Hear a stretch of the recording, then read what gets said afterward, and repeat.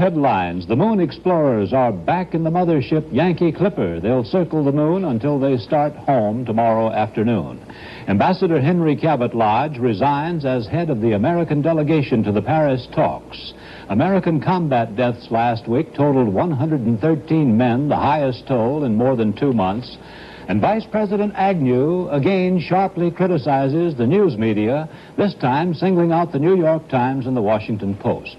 Reports tonight from John Scally on what the Lodge resignation means to the peace talks, Bob Clark on the contest over Judge Hainsworth just 1 day before the vote, Peter Jennings on the reopening of a tense Arab border, Russell Jones on the Suez Canal, a battleground on its 100th anniversary, Bill Lawrence on the funeral of Joseph P. Kennedy, and tonight's commentary on the administration's hard line on the Hainsworth nomination. The ABC Evening News with Frank Reynolds and Howard K. Smith is brought to you tonight by Tang, the energy breakfast drink, chosen for Apollo astronauts.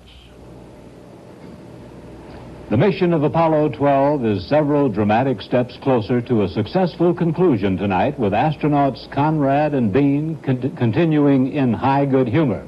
The lunar module blasted off the moon's surface this morning into the waiting arms of the mothership, piloted by Dick Gordon. A full report on this dramatic day in space from ABC's science editor, Jules Bergman. After 31 hours and 31 minutes on the moon and 2 moonwalks lasting nearly 8 hours, Conrad and Bean blasted off from the moon's surface right on schedule. 5, 4, 3, 2, 1, liftoff. And away we go. 3.5 hours later, after an intricate series of maneuvers, Intrepid rendezvoused with Dick Gordon, flying the Yankee Clipper mothership alone. And, using a color TV camera in the Clipper, these docking pictures were sent live back to Earth. Okay, good. Okay, look so good when you're so ugly. No, you look awful good yourself. 1,600 feet, Dick. Okay. Intrepid coasting in now. Dick Gordon aboard the Yankee Clipper will actually perform the docking. You're looking better all the time, Yankee. 500 feet. 2 feet a second, Dick. 200 feet. Houston, Clipper. Clipper Houston, go. We can see thruster firings now. Clipper Houston, your go for pyro arm and stand by to receive the skipper's gig. Aye, aye, sir. Intrepid Houston, he's going to finish his roll maneuver now. All right. That's it, sir.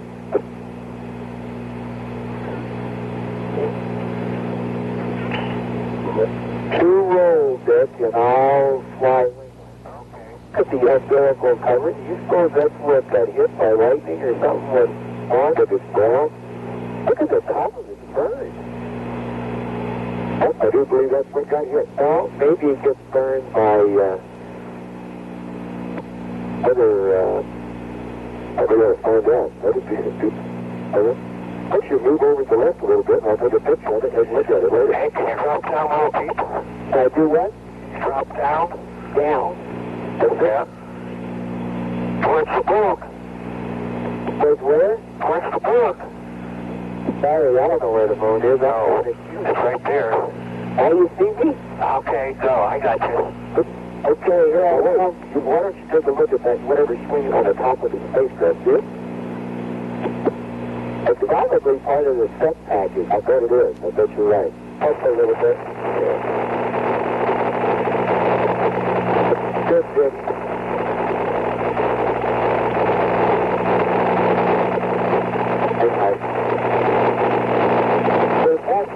After. Okay, go free. Free. Very good. Good shape. Go ahead. I was supposed to be when I was free. Yes, sir. You're looking good. Conrad and Bean transferred back to the Clipper. Intrepid was jettisoned and then by remote command sent smashing into the moon's surface to be sure it doesn't cause a future orbital collision with other Apollos.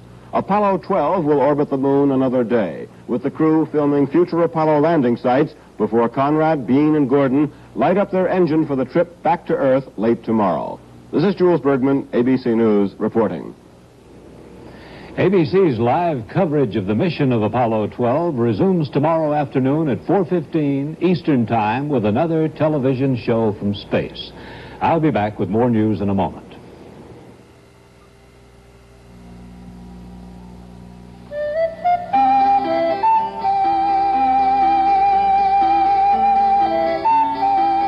There are some things about orange flavor Tang just about everybody knows. It's the energy breakfast drink, has rich, natural taste, and even more vitamin C than orange juice. And, oh yes, obviously, Tang is easy to make. But very few people know that Tang also develops a sense of responsibility. Especially in the young. No one should leave in the morning without his vitamin C. Isn't it great when you can serve a breakfast drink that has so much nourishment and builds character? Fact is, Tang was chosen to go to the moon with the Apollo astronauts. Tang, as nourishing here on Earth as in outer space. The White House today announced two eminent victims of the war of attrition in the Paris peace talks. Henry Cabot Lodge, chief U.S. negotiator, and his deputy, Lawrence Walsh, both resigned effective early next month. Letters from both to the president said that their decisions were affected by the communist refusal to talk. The president named no successors, but appointed their present advisor, Philip Habib, acting head of the U.S. delegation. ABC's Pat Chapman talked with Mr. Lodge in Paris. My resignation has nothing to do with the negotiations. My resignation is entirely because of personal matters at home that require my attention. During the time that I've been here, as the representative of the president, I've presented and advocated, supported would be a better word, a number of proposals which we hope would lead to peace in Vietnam. The position of the other side is exactly what it was when I arrived here on the 19th of January.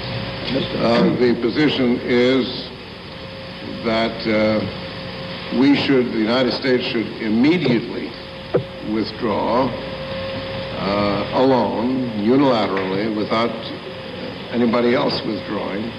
In addition, they flatly refuse to talk to the government of Vietnam.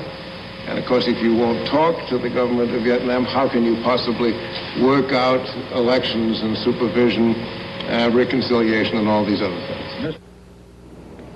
In his letter of resignation, Deputy Chief Negotiator Walsh said he might reconsider if the communist negotiators would change their attitude. ABC diplomatic correspondent John Skelly has a comment from the State Department.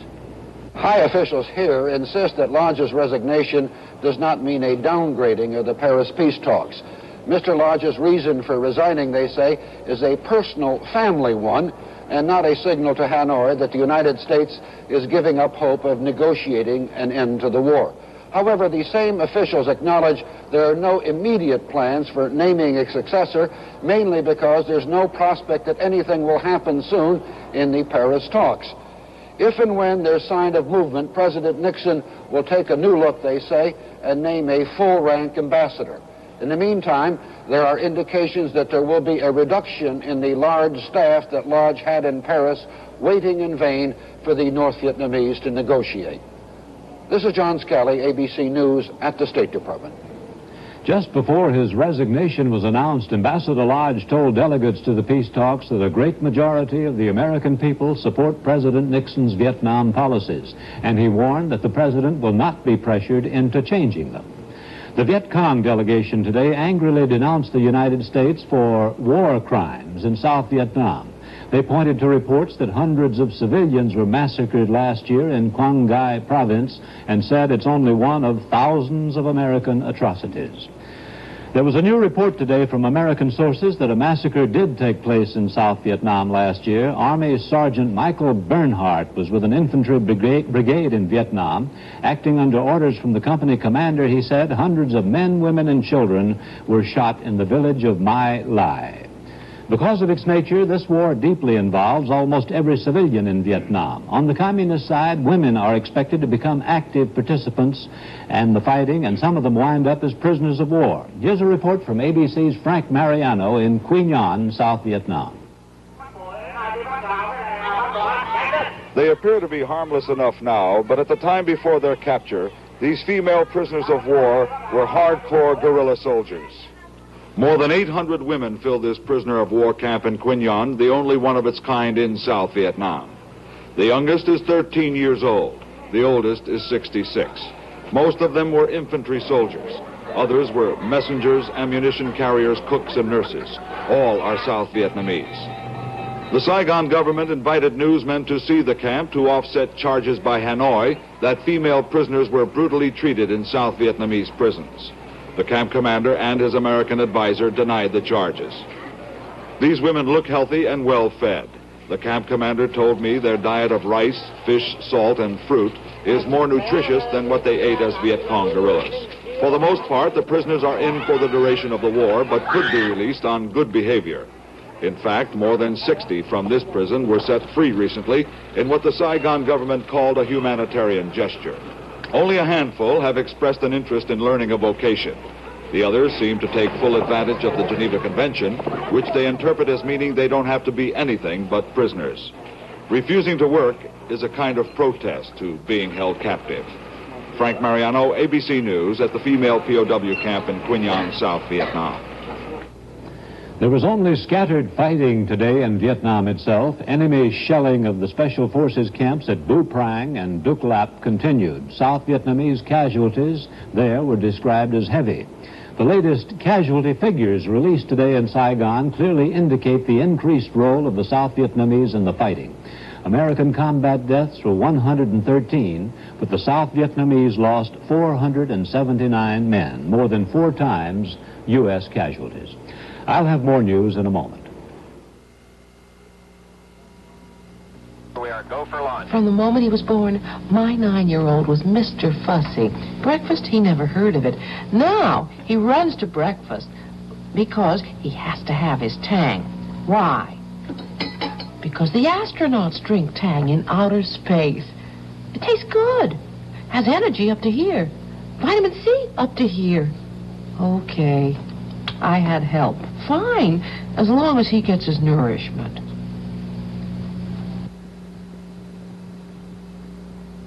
This is Tang, the wholesome orange-flavored energy breakfast drink. NASA has chosen Tang to go to the moon with the Apollo astronauts. Tang has always been made with natural sugar only. No cyclamates, no artificial sweeteners. Tang has a rich, natural taste with even more vitamin C than orange juice.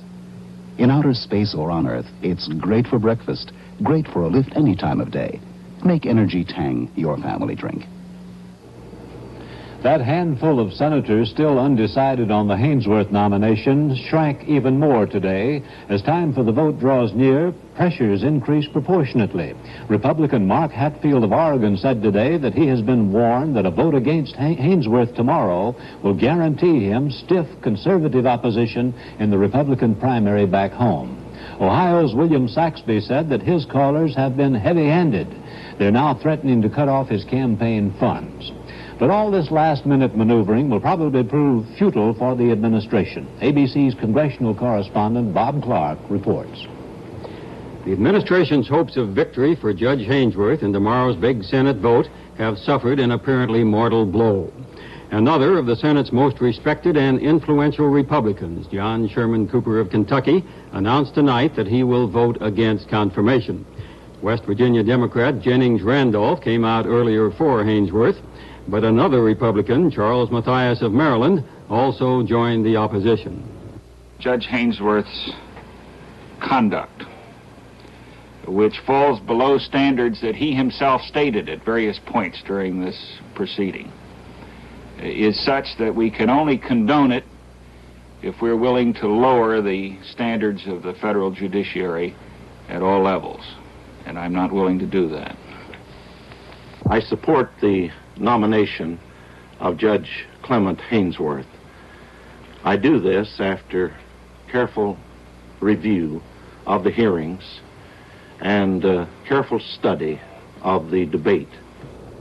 Tonight, only 3 senators, Fulbright of Arkansas, Gore of Tennessee, and Bible of Nevada, all Democrats, are still keeping their voting plans secret, but their votes no longer appear to be needed by the opposition.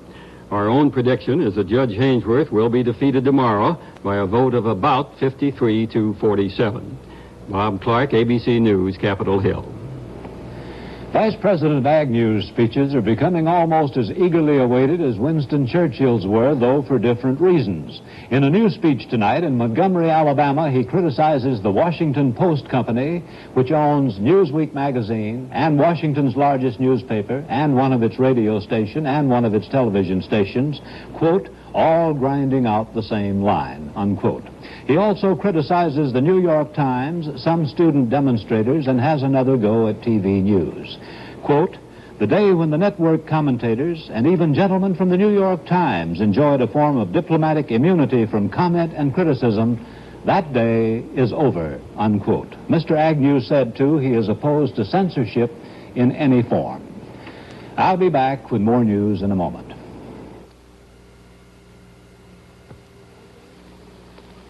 For adult women only. Every woman needs iron, blood building iron, so don't you ever go short of iron. Every day take Fem Iron. A medical journal reports many healthy young women have little or no iron reserves. You see, some even risk developing anemia. One Fem Iron a day helps you prevent iron shortage. Every day take the very, very feminine iron tablet, Fem Iron. What's the matter, honey? It's 3 in the morning. I can't sleep. When simple nervous tension keeps you awake, take 2 Sominex tablets as directed for 100% safe sleep. Sominex contains 3 medical ingredients to bring on restful sleep. Take Sominex tonight and sleep. Safe and restful sleep, sleep, sleep. Take 2 Sominex tablets. And sleep. That's the spirit, George. Don't let wet diapers interfere with watching football. I never do, but these are Pampers. So? Keeps them drier in the end zone. Drier than diapers? Sure. Here's how. Moisture goes through Pampers' stay dry lining and is trapped below, away from baby, so baby stays drier, inside and out. Hey, but great for my kid. Here. Hey. Pampers for drier, happier babies. You replace a shingle, and what do you get for being handy? You paint the furniture, and what do you get for being handy? You adjust the carburetor, and what do you get for being handy? Handy hands need Lava. Lava scrubs hands clean like a scrub brush because it's packed tight with volcanic pumice. Lava scrubs hands cleaner, faster than any other leading soap. Get Lava because that's what you get for being handy. After more than 2 weeks of relative calm, trouble broke out again today between Arab guerrillas and Lebanese army troops. Officials in Beirut say more than 100 guerrillas attacked an army post at Nabatea, south of the capital. At the height of the earlier trouble, the Syrians closed their border with Lebanon. Now the border's open again. Here's a report from ABC's Peter Jennings. Just 2 weeks ago, there was a deadly silence at this major border crossing, broken only by the boom of tank guns and the crunch of commando mortars. Today, the checkpoint is once again alive with the roar of trucks, carrying goods across Lebanon to Syria and beyond, to Jordan, Iraq, Saudi Arabia, and Kuwait. Truck drivers and tourists crossing here were quick to express their happiness at the border's reopening, but the greatest sigh of relief was to be heard in the offices of Lebanon's business leaders. The Lebanese essentially make their own money from other people's and other people's goods. A healthy share of that revenue comes from trans-shipping goods from the port of Beirut to other Arab countries. The value of trans-shipping alone is estimated well over $300 million a year. The Syrians closed the border to pressure the Lebanese into settling affairs with the commandos. They now apparently feel, for the moment at least, they have made their point, and commerce between the two countries is flowing fully again. This is Peter Jennings at Masna on the Syrian-Lebanese border. It's now been 2 years since commerce has flowed through the most important waterway in the Middle East, the Suez Canal. This week marks the anniversary of the canal's opening, and never in its 100-year history has the future of the canal area been more uncertain. ABC's Russell Jones reports from the Israeli side. The bridge is across the Suez Canal, and this is as close as you can safely come to the canal itself on the 100th anniversary of the Great Waterway. Like the canal, the bridge has not been used since the end of the war more than 2 years ago, and its only function now is to shelter a United Nations observation post. To see the canal itself, it's necessary to peer over the parapet of an Israeli position, and there is little to see. The Egyptians are as well dug in as the Israelis. There is no movement on the canal's surface, and about the only reminder that it once was crowded with the ships of all the world is a vessel seemingly stranded in the middle of the desert. When the canal was opened 100 years ago, the Empress Eugenie of France and other members of European royalty made a stately voyage from Port Said in the north to Port Suez in the south. Now both ports have been bombed and shelled to pieces, and the only people on the canal are soldiers. Soldiers who do what soldiers are supposed to do: shoot at each other every day. Shoot to kill and shoot to keep the canal closed. No ship of peaceful intent has sailed its waters since the end of the war of 1967. And 100 years after the ceremonial opening, the Suez Canal is all but dead. This is Russell Jones, ABC News, Firdan on the Suez Canal. About all we know of today's session of the arms limitation talks in Helsinki is that the American and Russian delegations met for an hour and 40 minutes. Secrecy appears to be the key word. More on that from ABC's George Watson in Helsinki. Soviet and American negotiators have imposed a virtual news blackout here in Helsinki, and as a result, there are some 600 frustrated newsmen in search of a story. The Finnish government has made elaborate arrangements. The restaurant of Helsinki's best hotel has been taken over as a press center and briefing room. The only trouble is both sides have refused to hold any briefings or issue any communiques. Once in a while, there is a meeting to pass out credentials for some social affair where it might be possible to catch a glimpse of the negotiators sipping champagne or smiling at each other. But that's about all. So the Salt Press Center is filled with idle reporters trading rumors and swapping speculation. No news may be good news, but theoretically the public does have a right to know, at least in the United States, if not the Soviet Union. But officials insist these negotiations are so sensitive that they must be maintained in absolute secrecy. So far, they are certainly succeeding in doing that. This is George Watson, ABC News, Helsinki. I'll be back with more news in a moment.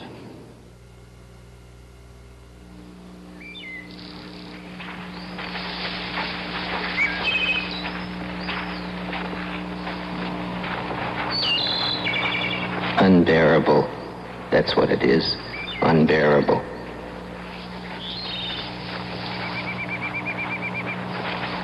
Tourists. Australia is crawling with tourists. And I know who's to blame. I know. Qantas. That's who. Qantas. What a name for an airline.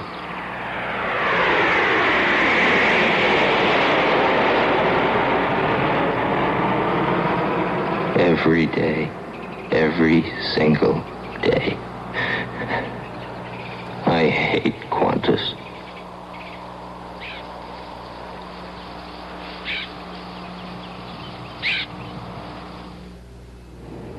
Joseph P. Kennedy was buried today in Brookline, Massachusetts after a simple graveside service. Earlier, the entire family gathered for Catholic rites at the parish church in Hyannis at Cape Cod. ABC's Bill Lawrence reports.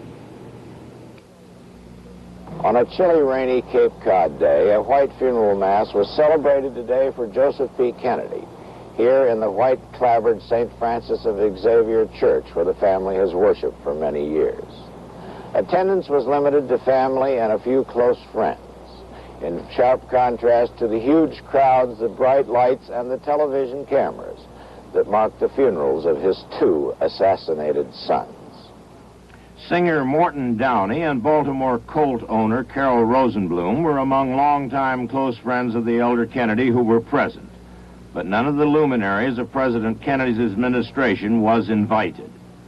A small crowd waited outside in the rain while Cardinal Cushing sang the Mass, and Senator Edward Kennedy, the only surviving son, read eulogies of his father. Most of the 27 grandchildren played some role in the hour-long service.